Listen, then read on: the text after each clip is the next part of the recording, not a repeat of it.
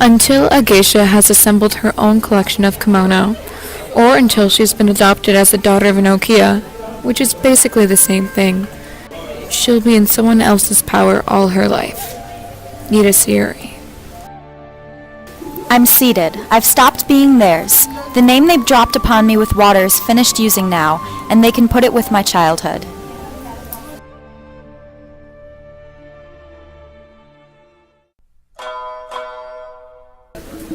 Memoirs of a Geisha, a work of fiction that mimics an autobiography so closely it almost seems like an artifact, was published in a time period when Japan was on a decline.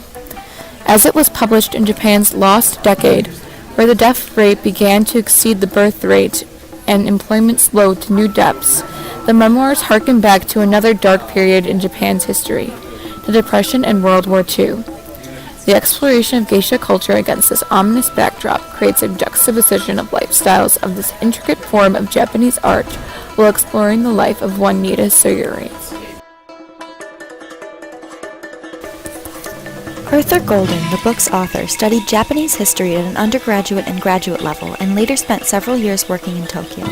His fascination originally stemmed from Japanese art. During his time in Japan, he met the son of a geisha and became interested in this aspect of Japanese culture. Much of the information in this book came from a woman named Mineko Iwasaki, a popular geisha during the 1960s and 1970s.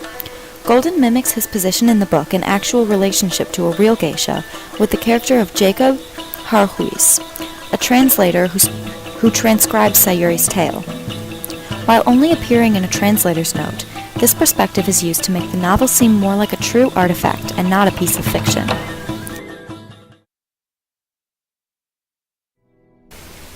It is confusing, because in this culture we really don't have anything that corresponds to a geisha. Arthur Golden. A geisha is not a prostitute, as Western culture might believe. She is primarily an entertainer, whose job includes attending parties, pouring tea and sake, an alcoholic beverage, performing in dance recitals, and, if she is lucky, serving as a long-term mistress to a dana, a wealthy man who lavishes her in gifts and pays many of her expenses. To be successful, a geisha must be attractive, but she is not valued for her beauty alone. She must also be clever, funny, talented, and a skillful conversationalist. The term geisha first appeared during the 18th century, though the first officially licensed geisha appeared in Kyoto in 1813. The profession flourished until World War II, when complications of the war caused it to decline. Memoirs of a Geisha takes place roughly around this time. Despite the decline in the 1940s, geisha in Japan still exists to this day.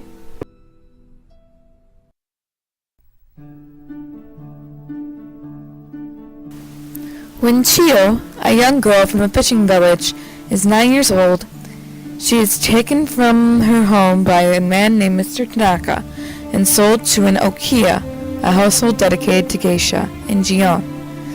The okiya is managed by 3 women who simply call themselves auntie, grandmother, and mother, and the geisha it manages is a mean-spirited woman named Hatsumomo. Hatsumomo sees Chiyo as a threat to her career and sets out to destroy the young girl. But Chiyo gets a fighting chance when she catches the attention of a popular and successful geisha named Mameha. In geisha culture, a seasoned geisha will adopt an apprentice geisha as her younger sister, and serve as a mentor to the young girl through her debut, her apprenticeship, and the beginning of her career as a geisha. When Chiyo becomes Mameha's younger sister and begins her apprenticeship, she takes on a new name as a geisha, Sayuri. The change in her name signifies a greater change in her life. It was as if the little girl named Chiyo, running barefoot from the pond to her tipsy house, no longer existed. I felt that this new girl, Sayuri, with her gleaming white face and her red lips, had destroyed her.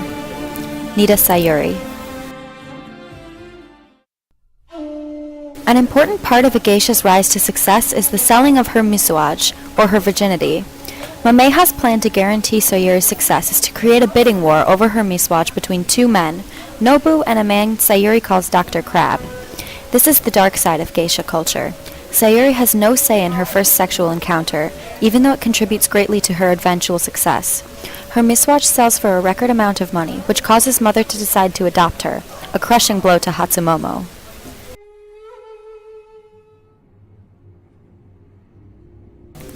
When Sayuri is 18, she begins her career as a full-fledged geisha.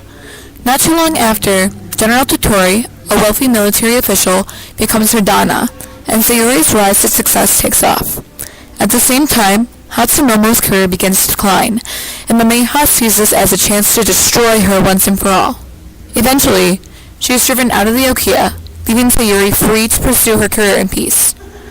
At the height of Sayuri's career, Japan enters World War II, and the geisha districts of Japan are hit hard. Many of the women Sayuri knows are forced to leave their lives as geisha and take dangerous factory jobs. Fortunately, Sayuri receives an offer from her old friend Nobu to live with Arashino Isamu, a kimono maker, and to help him with his work. She stays until the war ends, and Nobu comes to ask her back to Gion. The war has impacted everyone in Japan, and Nobu's company stands little chance of surviving. He asks a favor of her, to entertain a deputy minister of finance who can save the company. If the company returns to its former success, he promises he will become her dana. This worries her, as she still holds on to her childhood hope of a relationship with the chairman.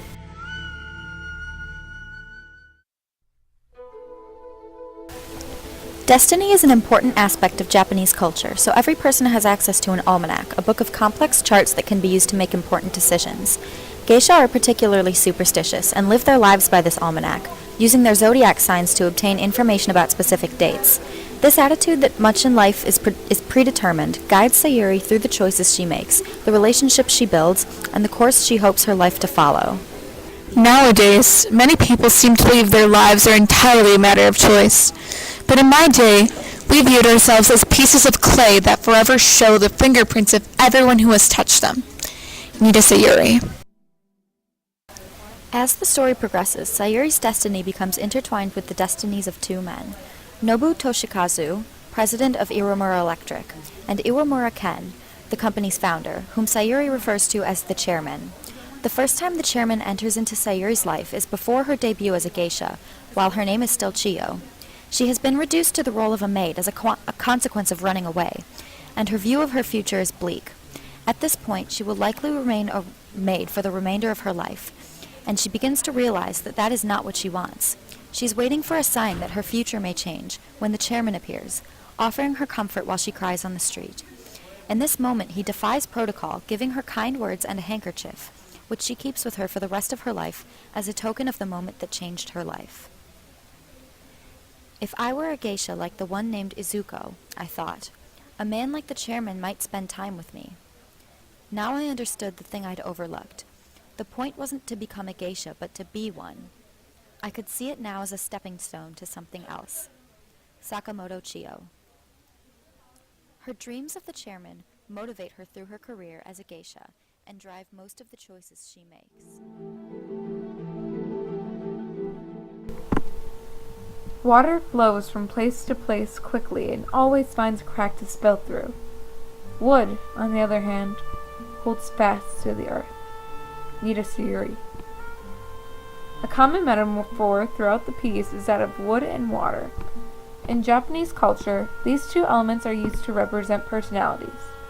Wood is used for those who follow regimented paths, who don't respond well to change, and who will stick to what they have always been told. However, those who have water in their personality go with the flow, respond to how life treats them, and may often change their perspective or ways. Sayuri is often told her gray eyes represent the immense amount of water in her personality, as she is so often tossed about by events in her life rather than changing events to suit her goals. In a way, this leaves her character dynamic and responsive to whatever she is told will be the best thing for her, from the moment she is taken by Mr. Tanaka to Gion to when she decides to entertain Nobu's wish of being her lifelong companion. However, it is certain that Sayuri is more than just water, with a few key turning points in her life, such as when she attempts to escape the Okiya and when she seduces the Minister of Finance in order to end her undesired affiliation with Nobu.